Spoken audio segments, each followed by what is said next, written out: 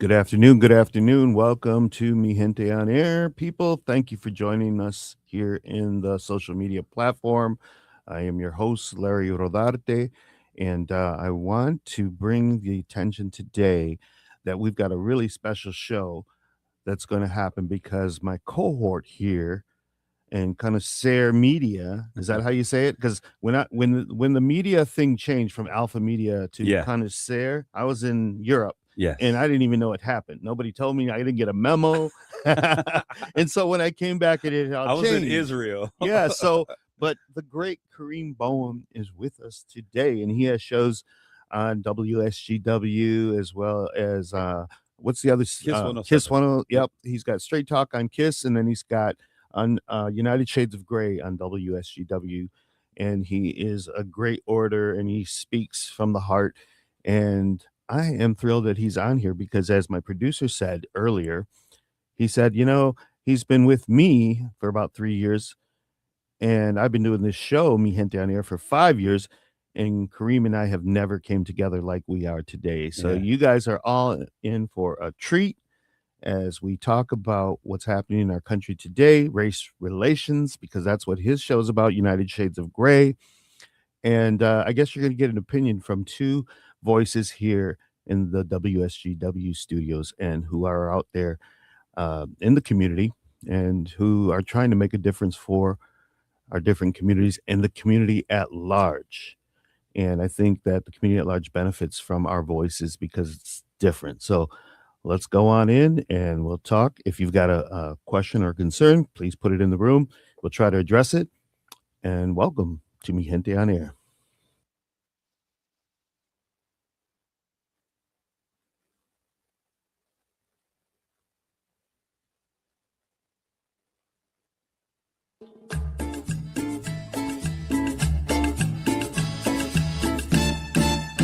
Welcome to Mi Gente on Air on 100.5 and 790 News Radio WSGW and online WSGW.com. Now, here is your host, Larry Rodarte.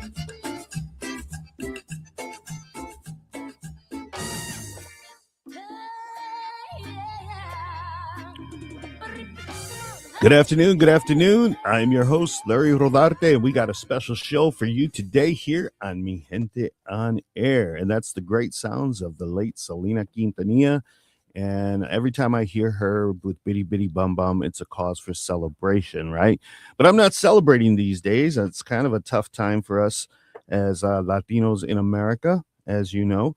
And I invited a special guest here today. He is my cohort here on Connoisseur Media here at the WSGW radio stations because he has a voice too. He has United Shades of Grey that comes on Sundays as well as my show.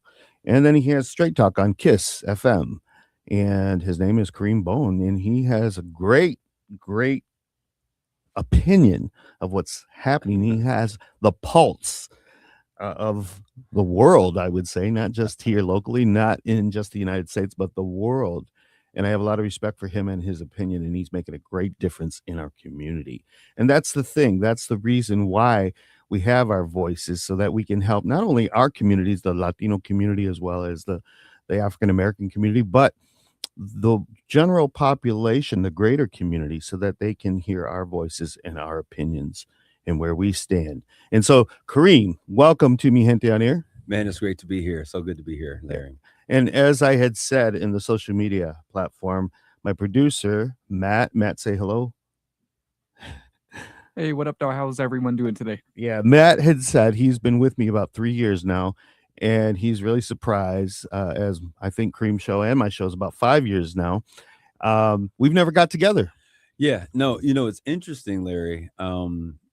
I had been doing Straight Talk on our sister station over Kiss WTLZ since about 2018. I started in 2018. And so when March, May, June of 2000 came around, I was like, we really need to do something and to kind of integrate these spaces because sometimes we have these conversations with our community in a silo. And I was like, I really wanted to kind of blaze a trail with our former station, our former owners over at WSGW, because there were no voices from the Black or brown community on there. And so when I made the pitch for it, I said, I was actually thinking, I said, there's a guy named Larry that I think would be a great co-host for the show that I want to do. And so the idea was to bring Black empowerment perspectives together, because it's been one of our longest standing coalitions that we've ever had in America in terms of the fight for equality. And then as we continue to go, our station god, or the producer of this, the station, the director, Mark Thomas, was like, hey, Kareem, I knew that you were looking to bring something, and why don't we look at giving both groups their own shows? And we've now gone from United Shades of Gray, which talks about race, to your amazing show, Mi Gente. Now there are other populations and groups that are represented by the advocacy that we've been able to do to create this space. So the fact that we haven't been together is absolutely bananas, because we started this rollout together. Yeah. And I think that was right around the time George Floyd had passed away. That was the catalyst. Yeah, that was the catalyst for our shows and to bring diversity to this station. And I think it was badly needed at the time. And I remember that they called me into the offices. I had no idea what was going on. Yeah. They called me into a room, and I think it was Mauer. Yeah. And our boss. Yep. Dave and Dave. Dave and Dave, yeah. And they shout out to Dave Mauer. Yeah, Dave. I miss him. Yeah. And the thing is that they called me into the room and they said, we have this idea. We want to bring forth a show that targets the Latino community. And I, at the time, was in no way, shape, or form interested. I had just lost my father. Wow. And this was September. I lost him September 25th. We came into a meeting in October. Yeah, it was October. Yeah, and I'm like, when you lose a parent, you're like, where do we go from here? I mean, your heart's broken, and it was a tough time for me. But I talked it over with my sister and my cousin, and I realized that if I said no, whose voice was gonna who was gonna do it? And I knew that we needed a platform. Yeah, there were two people out there that I was like, okay, there was Monica and there was you. And I had known Monica and I didn't know you, and someone said, what do you think about Larry? And I was like, Larry, I mean, you mean Larry Rodarte?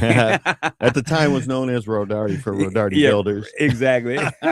Yeah. But when I just kind of keyed in and I saw you, as a matter of fact, we had some conversations and you were doing some cooking, and I stopped by and got some food. I was like, I think he might be good. And so I came back. I was like, this Larry guy, I think he might be it. Wow. Yeah. And the funny thing is that we joke about my last name and all.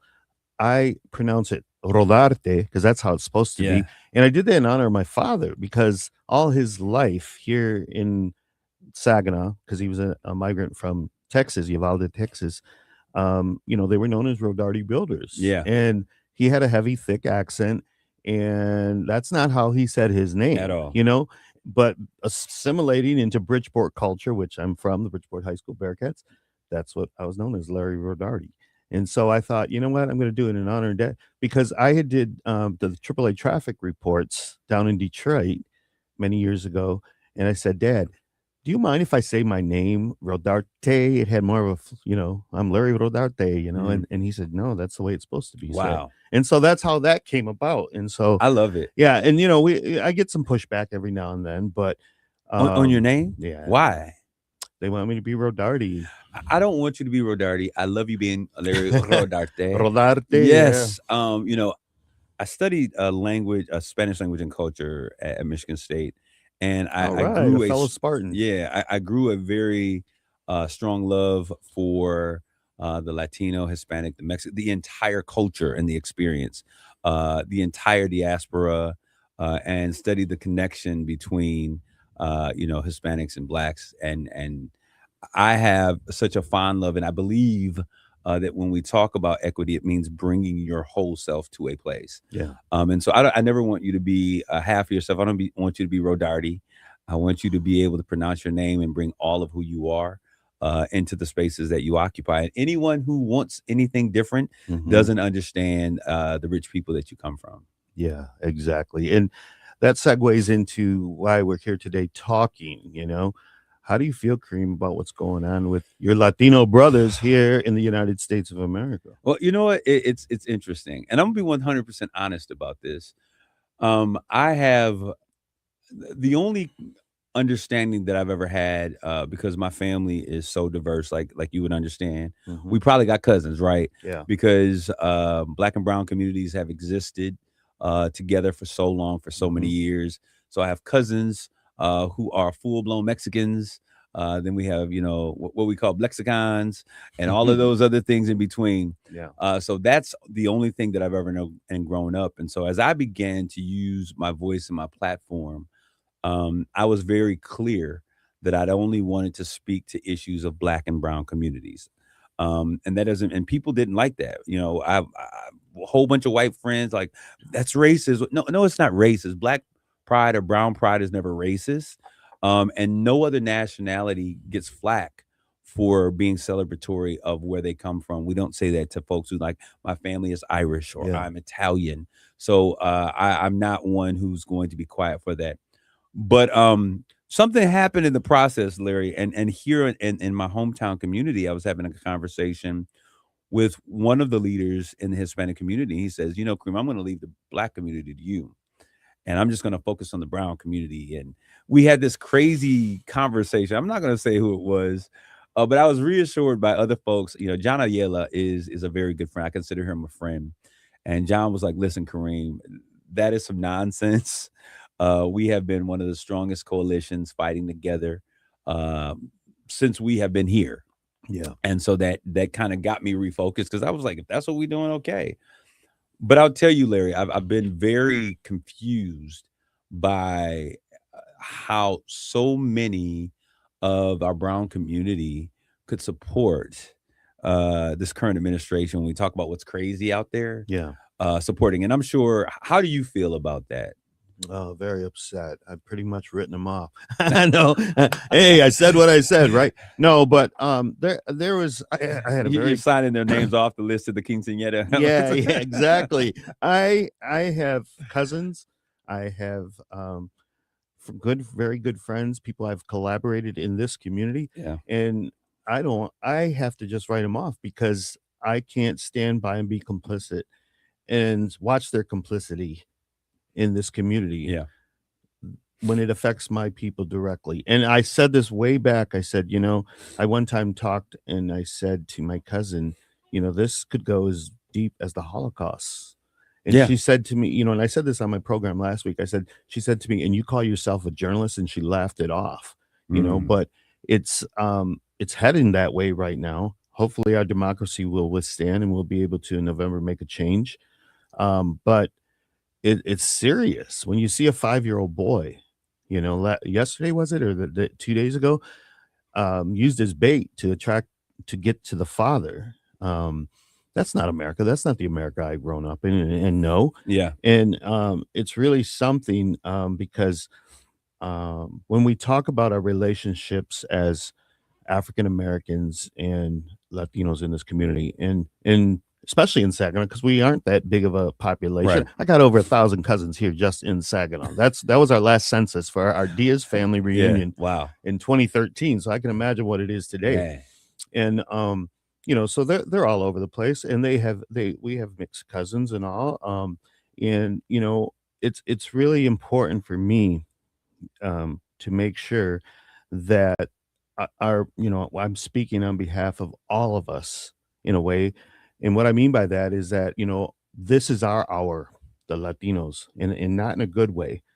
This is our civil rights movement, our moment, And I saw a comment just yesterday where I was offended by it, but it made total sense. An African-American woman said that finally the hate is off us. It's not as much as you know what she was saying, and I was just like, wow, she's right. Yeah, she's totally right. The hate, the vilification of Latinos, and I say Latinos because although it was targeted to immigrants, migrants, it's gone across the Across board. the board, I mean, yes. and so I say this, right? And there is a very strong sentiment. I'll say this: when this first started, because such a large population of Latinos voted for Donald Yes. Trump, Yes. that we were thinking to myself, like, what are you talking about? Like, how can I struggle with the concept of the fact that a people who have stolen land can Mhm. then be concerned about immigration, or who's here legally and not legally when you were here illegally to begin with.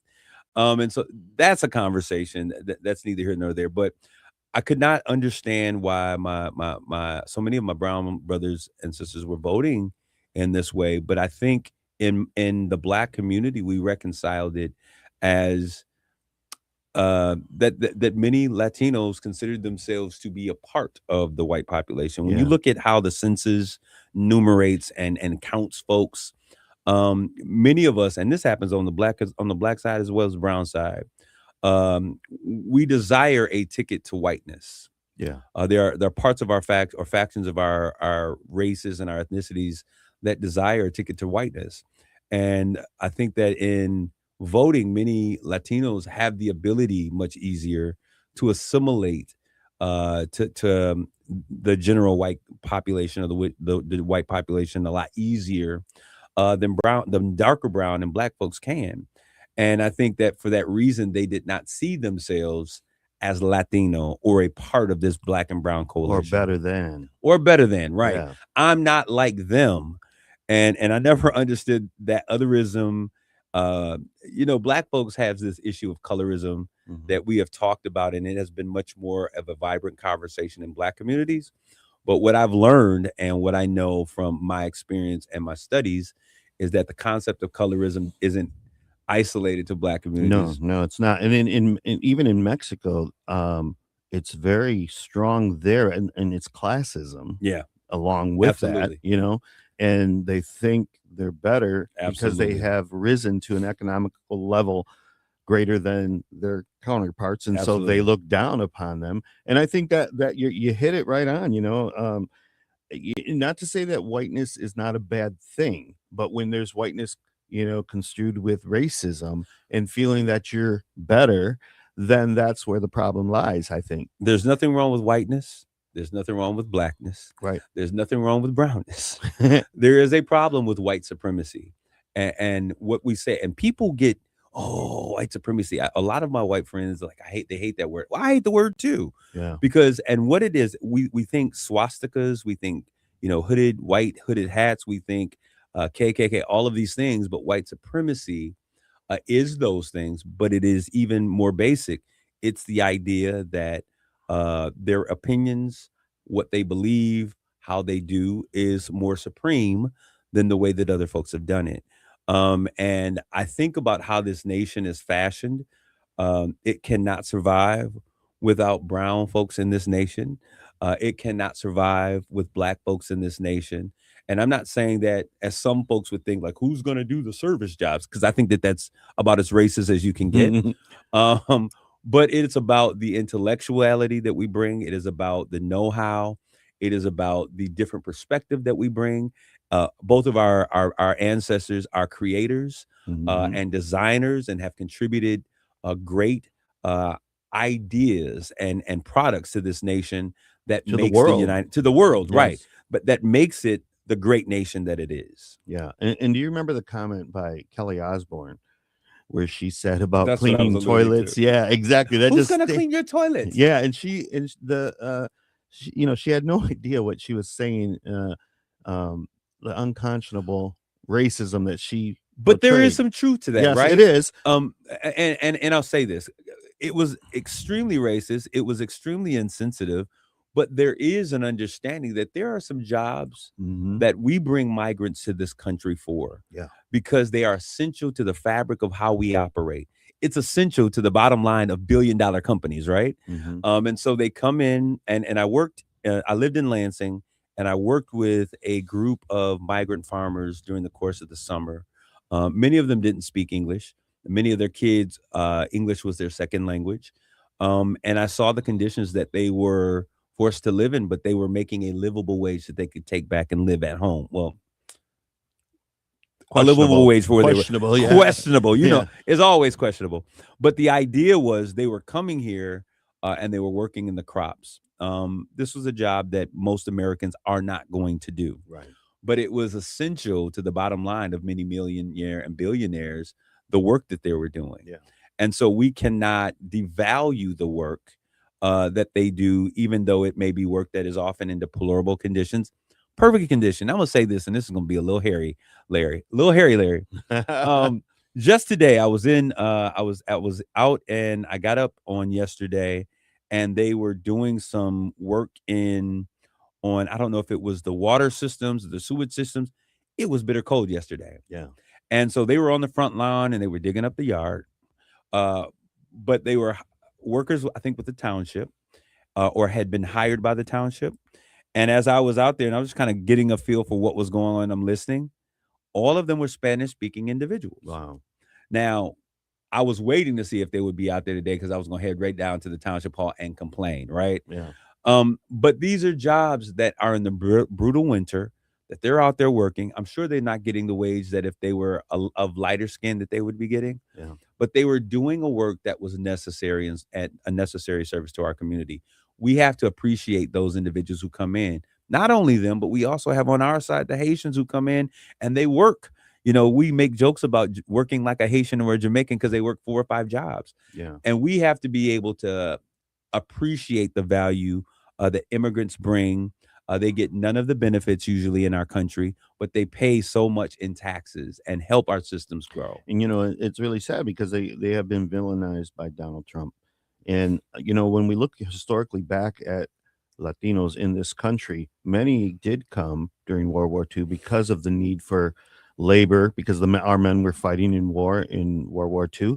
So the Bracero program was formed under the U.S. government, and they brought Mexican laborers to the United States to work the fields, work the jobs. And then and I know a lot of the history of it because my father was a migrant worker in Uvalde, and he, those were his compadres, Right. they met up here in the north, and he remembers them in their living conditions and everything, and he would tell me about that. But they had such deplorable conditions that is why Cesar Chavez in the 60s came forth with Dolores Huerta, the great Dolores Huerta, and formed the United Farm Workers Union. Yeah. And so, here United States needed them at a time, crucial time during World War II, and yet all these years later, 80 years later, they're being vilified, and it's just an ugly thing. And it's surprising to me because I'm old enough to remember the Detroit riots. Yeah. I was very little and all, and we always accepted what was thrown our way. Right. Like I said, I went to Bridgeport High School. There was very few Latinos and in those days and African Americans. And so you kind of just accepted it, because what are you going to do? Fight the system or whatever? Nobody thought of it at that time.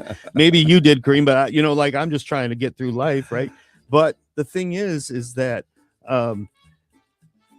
I never thought that we would be where we are today because it was something that I knew that had happened across the pond, with the Holocaust and all. But I never thought in our country here in the United States, which I still consider the great country of the world, but it's really tough to make rhyme and reason about what's happening today. We're going to talk more with Kareem Bowen when we come back. We got to go into commercial. We'll go into social media. If anybody's got a comment, please do. We'll be right back here on Mi Gente on Air.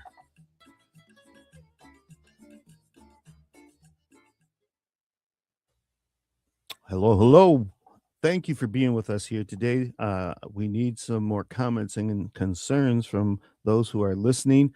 Great conversation, though, Kareem. I think this is something that we should have done a while back because our voices, I think, play a part in this greater community. And those that we do know, I've had a voice more so on social media platform, Facebook, and I'm showing clips of, what's happening to the immigrants that are being detained and picked up and abused by ICE, because I want the world to see. Let the world see, because in my hope is that somehow minds will be shifted and changed before November. Good luck with that. Yeah, right.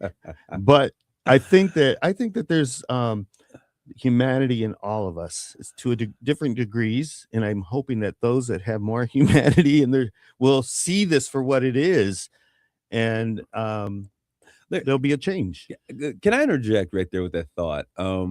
The idea that all of us have humanity, I think that is a God given perception, and I agree with that. Yeah. But I don't believe that all of us feel that way. When I say all of us, I'm talking about all of the populations of this Right. nation. Oh. I think that one of the things that makes it possible, you cannot demean or be blatantly evil against the population or people unless we take away their humanity, and unless we take away the fact that they are equal to us. And so we have to find a way to vilify them, and taking away their humanity is the way that slavery worked, right?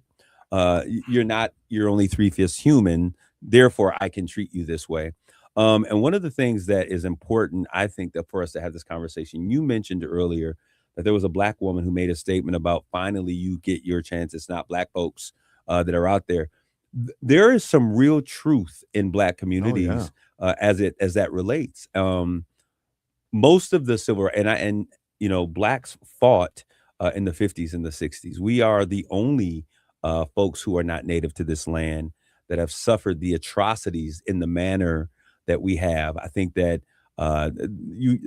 those who are of Hispanic or Latino descent have their own sense of what it means to be removed from your land, then be forced to sign papers to come back into the land that you once owned and was taken.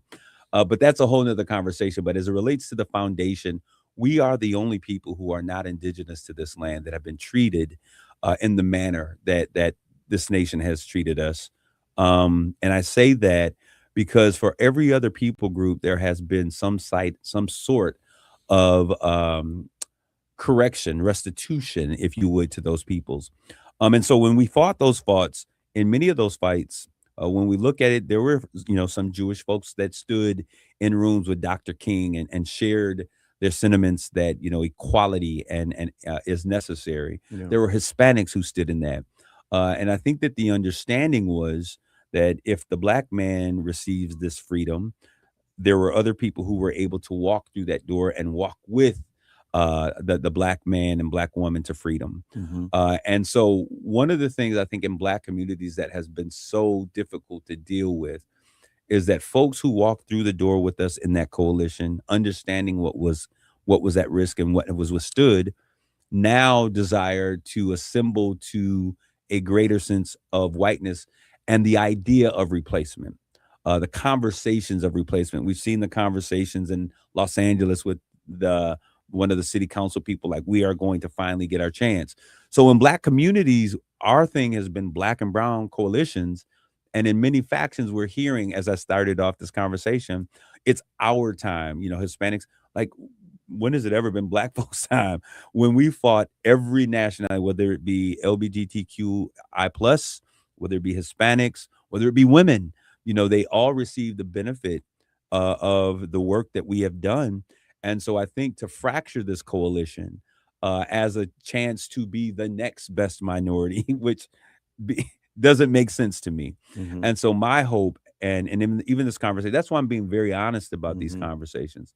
My hope is that we would understand that when we come together, we have such a strength in this coalition that we do what's necessary to fortify this coalition. I think that's why you saw many Black folks was like, hey, you gonna learn today, when we saw such a strong vote for Trump, and then they be the very targets of his immigration policies, and then a cry for Black America to come and say, come rescue us. You voted for this. Yeah. How do we come in and fight a battle that we fought before and you not see the handwriting on the wall? Yeah. And Matthew, I think this is really important that we continue. That point was very good, and I don't want him to have to take it again. No, go ahead. But we can add that to part of the show, I hope, because we're only in the social media platform. So, but that was a great point. Can we just continue on with this conversation without, interrupting? And we need to be in that train of thought, because I think you've hit a very valid point. And what I meant by our time, I want to clarify this. Yep. This was coming from an African American woman. And, and basically what she was saying was the hatred isn't on us as much as it is right now on the Latino community. This is your civil rights movement. And I totally agree with her. Um, and the thing is that when we look at the historical part of the civil rights movement, and kind of goes with what you just said, because I agree with you totally what you're saying there.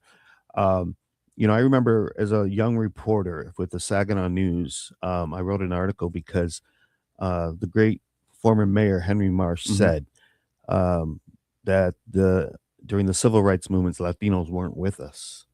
And I remember I got a lot of feedback from people in the community, not during the time of cellular phones or whatever, but just in conversations on cause. And I remember the great Dr. Carlota Ortega. She said, I was there in Montgomery. What is he talking about? And she said, and I can give you names of Latinos that marched in Montgomery. And so I wrote this whole article. Yes, Henry, we were there. And I'm not by any means demeaning him or anything, because I thought he's a great man.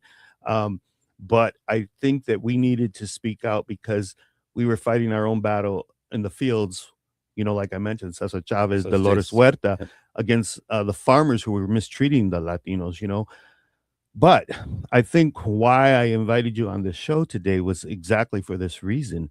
And that is, what can we do, as communities of color in this community and in the greater state of Michigan to help our people at this time? And I'm not, because when we I'm look with at you. when I'm we with you. look at what happened in Minneapolis, it's not just Latinos, the Somalians, and like you've said to me before, we know what they're talking about. And the thing is that it's true. If this demonization of people can happen, it can happen to everybody and anybody. And I said real early on, they are targeting the immigrants and the migrants, but it's going to affect all Latinos in our country. When he said Absolutely. that, when Donald Trump said coming down the escalator in 2015, America or Mexico doesn't send their very best, I knew then that it was going to affect all of us. And if you think it's not going to affect you as a Latino in Saginaw, you're mistaken. You are mistaken, because somewhere down the line, your children, your grandchildren, it's going to affect it. It's not you. Maybe you don't have kids. I don't have any kids, but it's affecting me. But I'll say this, Larry, because I've always, Cinco de Mayo is not just for Latinos or Hispanic descent folk. It is a celebration. And as I think all holidays should be, a celebration of freedom, a celebration of culture for everyone who's It a part makes of a our community. communities better. Absolutely. Yeah. So, we've even sat, and I've come and sat with you on the radio while you were doing a live broadcast during Cinco de Mayo. But when I look at the celebration from years past, I mean, we talking, just 10,000 folks that are descending upon Saginaw, and the impact that has for the Hispanic community, for the entire community, economically, what that means for our community. That it's not just for Hispanics, for our communities economically, right? Across the board. But I think about the element of pride, self-pride, and in being Hispanic or Latino or of Mexican descent.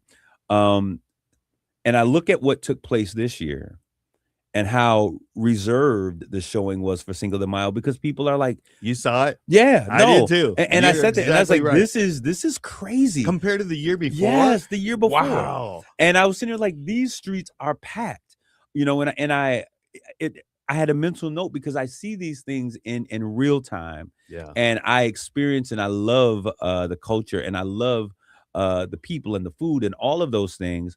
But I thought about how this administration, it was not only an impact to the city's citizens economically, but it was an impact to the community in terms of their ability to show their pride. The fear that has been experienced from the community, that is a very real thing that I understand and I live with every day as a Black man in this world. And people say, you don't have to worry about that.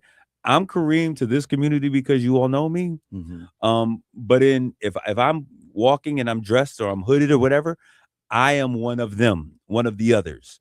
And so just not being able to be prideful about where you come from and what you possess as a people, and the economic impact are two dangerous things that if we continue down this road, it's not going to work. Yeah, yeah. And you're exactly right on that. And to be able to hear somebody who has a different lens to say that, something that I felt as I stood there, Yeah. many, many a times, especially this last year and the year before. Um, I think Cinco de Mayo just doesn't get its justice in terms of the recognition that it plays in our greater community. Hmm. And we bring probably the most people down to downtown Saginaw than any other event. And if I'm wrong, let me know.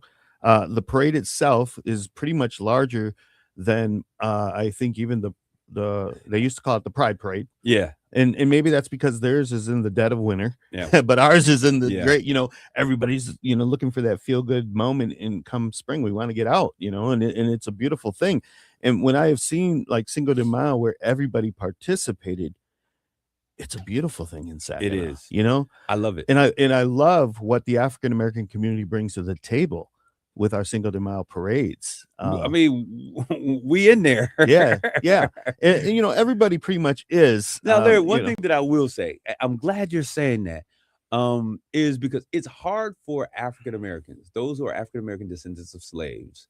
It's hard for us to feel bad for people because they don't get representation when that has been our plight for so long. Yeah. However, we celebrate and we've stood strong with our Hispanic and our Latino communities.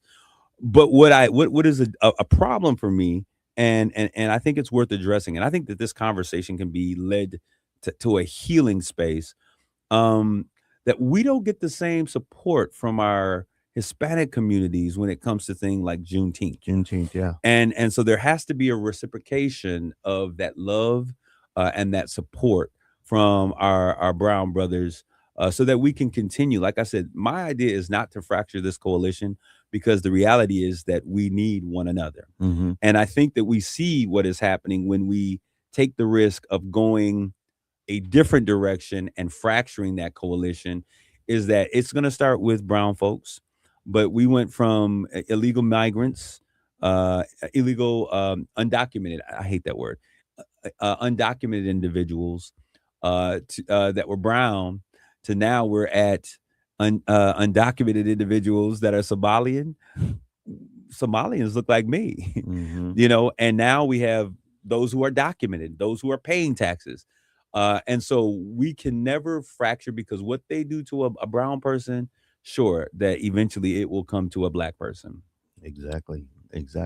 And the Juneteenth parade, I went to the last 2 years. I think maybe it was 3 years ago. Mhm. Not time frames. I think it was when they were coming out of COVID. Yeah. And it was small. Yeah. Compared to ours, of course.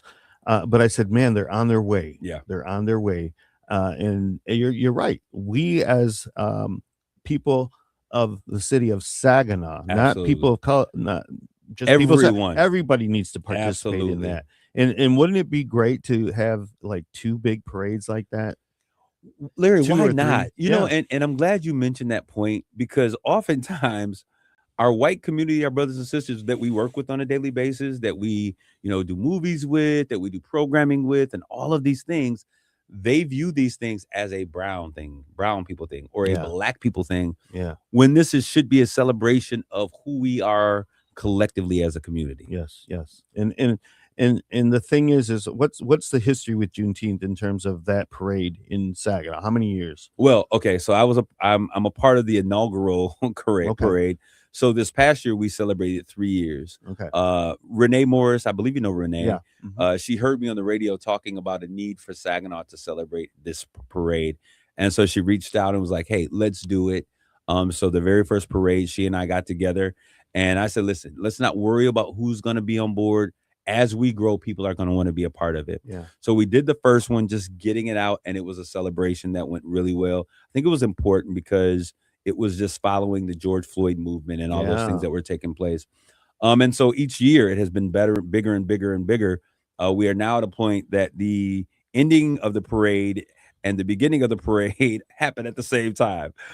So many people want to be a part of the parade, but that's where we need our larger community. We need our Yeah. brown brothers, our white brothers and sisters. You who need the support- civic queen in there, right?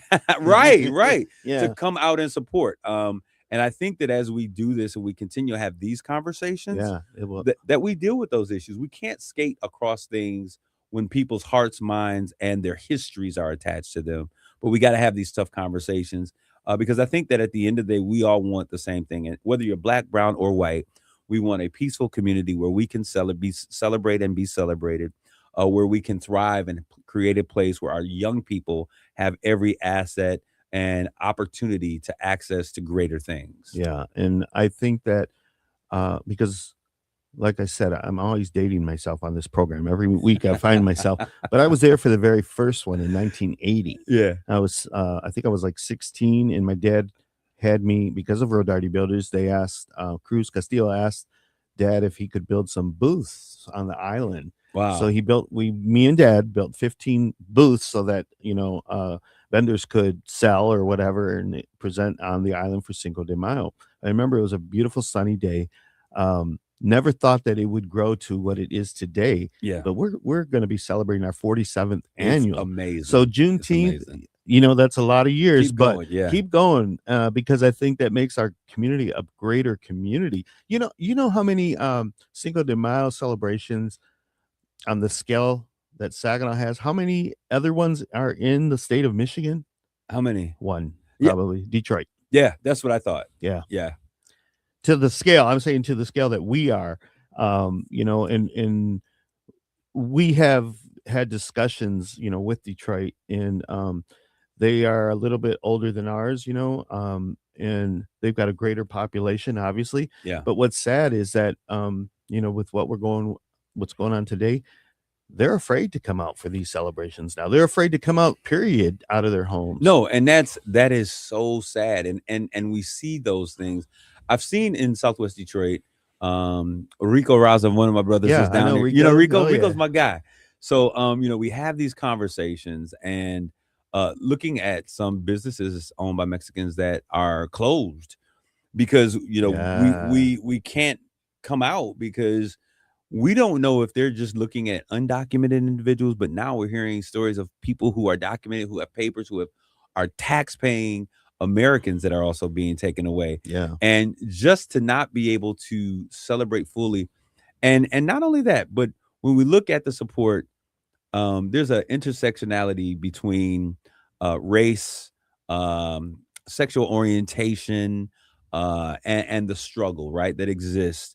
And we have all long stood together and we have fought together. When one group got its rights, we opened the door and all the other groups came through. We need that kind of support and celebration for what we see happening right now in this nation.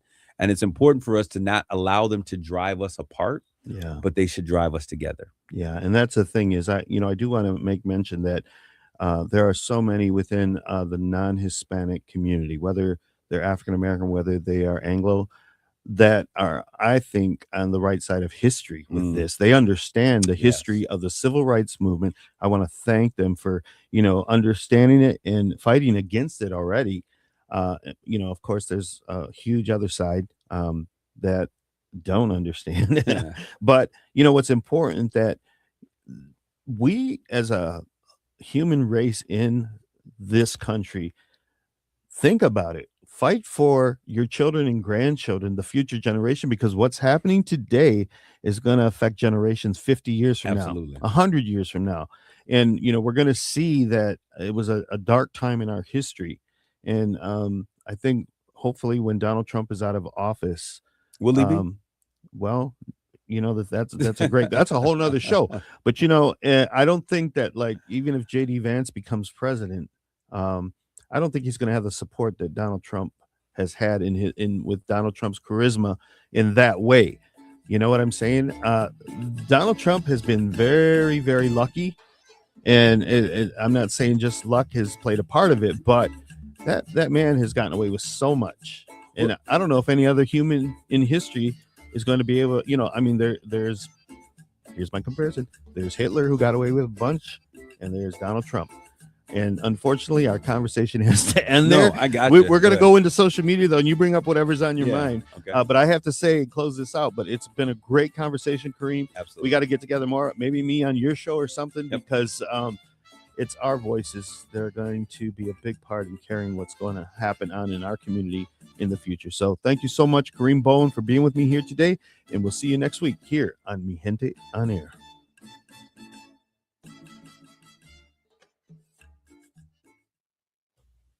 And the thing is, save your thought. The thing is that I have not advocated to be that voice. I never wanted to be. And somebody said to Right. me, a relative said, "Oh, you're trying to be a Superman." I'm not. Believe me, that's not my personality. You didn't even ask to be here. I know. I know. They don't know that, but you were actually drafted into this. Yeah, space. and you know what? I didn't ask to be a journalist for Mi Gente magazine, although it's been a great ride. Yeah. Selena Quintanilla died. Somebody had to speak out when Shock Jock, Howard Stern was saying, she was killed and she worshiped Mexican velvet Jesuses. You know what I'm saying? Yeah. And somebody had to speak out even Right. then. And so that's why Mi Gente was formed. It wasn't because I wanted to. That wasn't what I had aspired to be in my career. But anyways, give me your thoughts of what you were going to say. Well, my thought that I was thinking about was, when we look at what is taking place in this government and we look at where we are, and you mentioned the fact when this next election happens and Trump is no longer in office, my particular thought is that Trump he's a puppet. He these ideas, when he said that he's never read Project 2025, I actually believe him because I don't think he does a lot of reading. Yeah. And so I think that individuals like J.D. Vance are people who are actually the constructors and the ones who are building the things that we see being implemented. And so J.D. Vance, I think, would be more dangerous than Donald Trump. You asked if it would continue and if the next person would have this kind of authority. And I think my answer is yes. And the reason I say that is because we see an emerging society that we now see Christianity being hijacked and being polarized and brought together with racist institutions in a way that have existed, but not in the manner that they have in the name of Jesus, the way that we're seeing them today. Christianity has always been consistent with wars and with racism and with slavery and with all of those other things. However, we see it happening in a way that we see policies going the opposite direction. I've never in my life been in an America where policies are going backwards when we talk about equity and racial equality. Yeah. And so it's scary from that perspective. But what we see now is what happened to the Proud Boys. What happened to all of those detractors that were a part of the January 6th movement fighting for Trump to be installed illegally as president? All of those pardoned individuals. What's the difference is they've become ICE agents. I think many of them have now become ICE agents. So when that happened, I said, this is going to be his own personal military force. Yeah. And I think that we are now using American dollars to empower individuals who were a part of these neo-Nazi groups and American hate groups that are now carrying masks. And I think that's one of the reasons why they're masks. Klansmen wore hoods, ICE agents wore masks. And it's unfortunate because I'm sure there are some that are out there just trying to make a living.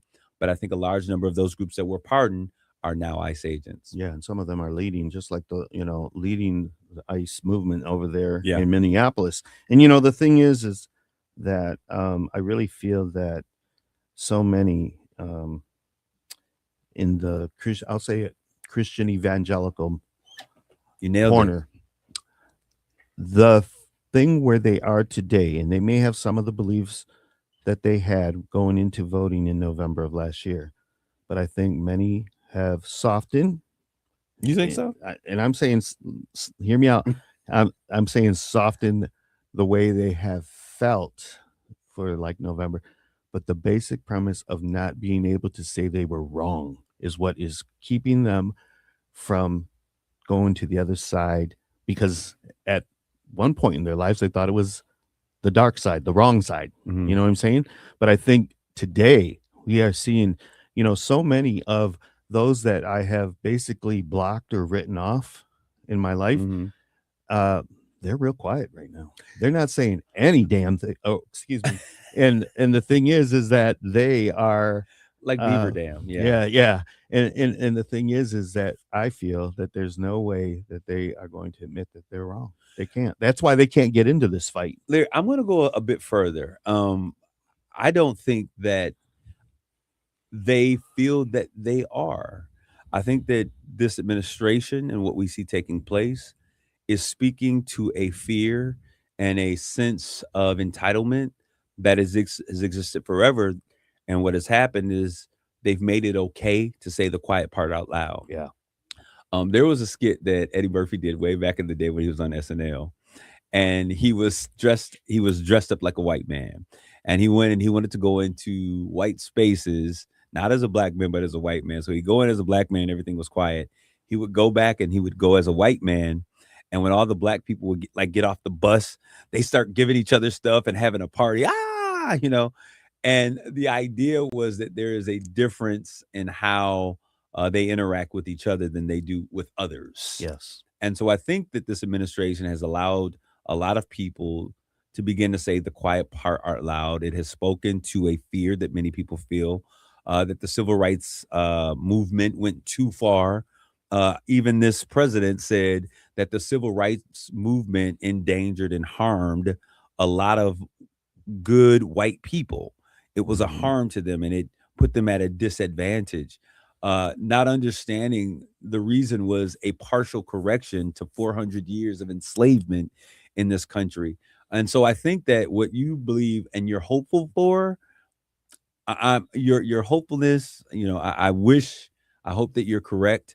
But I think for the pendulum to swing the other way, there are a lot of people who would be afraid of seeing that correction because it feels like I am being punished for something that I was not a part of. Yes, that's true. That's very true. And I feel that history. Martin Luther King said it. History, favors justice. Yeah. It tilts towards justice. And if you think back of, we're talking way back the Civil War. Yeah. I think there's a lot of mentality that comes from that has this is their last hurrah. Like we better do something. And I'm saying that we're gonna make America great again. Yeah, because make America great. Is it great? Is it great now? Because 30 years from now, 50 years from now, my God, when I'm not around, hopefully we are not going to be in the predicament that we are today. Not Black people, not Latino people, and that we are going to be much more of a mixed country than today's, where you don't have the polarization that's happening that Donald Trump has brought forth. Well, the browning of America is a real thing, right? Yep. And so when I look at my family, and it's almost hard to find Black folk in our family because everyone is brown. And I think younger people and younger generation, even young Black folks who don't understand, and we've done a poor job. One thing that I love about the Hispanic community and many other communities, especially the Asian communities, is that the story of your freedom, the story of where you come from as a people has been consistent and intact. And with that, many African-American descendants of slaves coming into this new land, we taught we're not going to allow our kids to work that hard. We fought for the right for them not to, and they failed to share those stories and to continue to share those stories. So when I talk to young Blacks today, they have no understanding of the civil rights movement. When I talk to young Blacks today, they have no understanding of a separate but equal, what segregation was and what it wasn't. And so when I look at them, I think the beautiful thing about this is that young Blacks, young whites, and young Hispanics have grown and have come together in such a way that we see elements of what Dr. King was talking about. But the fear of that is when you forget your history, you're destined to repeat those things. Yeah. And we have to cut this conversation. Although, man, we'll stop, but it ain't over. I would love to keep going because but our producer has another show coming on, and I think that it has been fruitful. Yeah. And I invite you back anytime, Kareem, because I think you and I can be that voice, especially for young men. Yeah. Especially for young men in our community who may not understand the civil rights movement, like you said, Yep. or just it's so important now. And I'm happy that I was invited to the table. I'm happy I said yes, even though I didn't want to. But I think, we need that voice at that table. Yeah. Both you and I have filled that, and not to all capacity, but in a very big part of our community. And I just want to invite everybody to come on and listen to Cream Show, listen to my show, because we are that voice that, is hopefully tilting towards justice for all people. Absolutely. Yeah. So thank you so much again. We're on social media, and I didn't even get to read comments or anything because we just had a great conversation. So anytime, Kareem. Thank you so much. Thanks a lot, Larry. And we'll see you next week on Mi Gente on air. Thank you.